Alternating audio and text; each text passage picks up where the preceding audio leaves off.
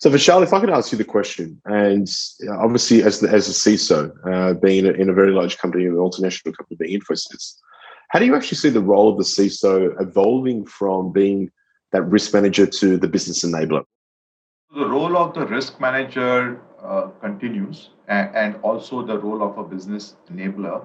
But I think what has also got added is that the role itself has now become a business. Okay, and I'm not talking about CISOs who are kind of doing business roles also, but I'm talking about why managing risk is now adding to the top line, right? Because increasingly, um, you are in a business of assuring your customers that their business is safe with you.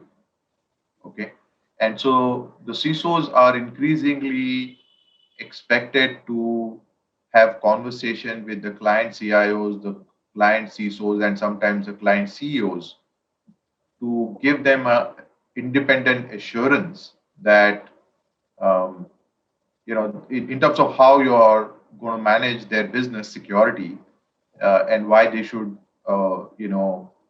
work with and partner with them for any of the business context that we're looking for. The topic of cybersecurity has now become a mainstream and a mainstream business problem and a mainstream business strategic problem.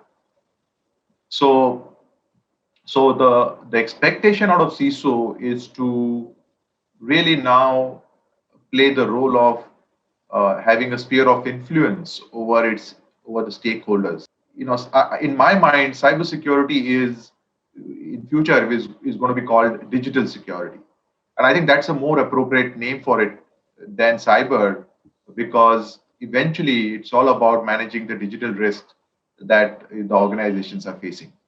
And so I think it's becoming more and more mainstream. It's becoming more and more strategic, and I think really the onus is on the CISOs to be able to recognize this change and play their role, and also for organization to realize that this role is no longer an operational or a technology role, but it's a business role, and it needs to have the right candidate selected for that role to really live up to its potential and expectation.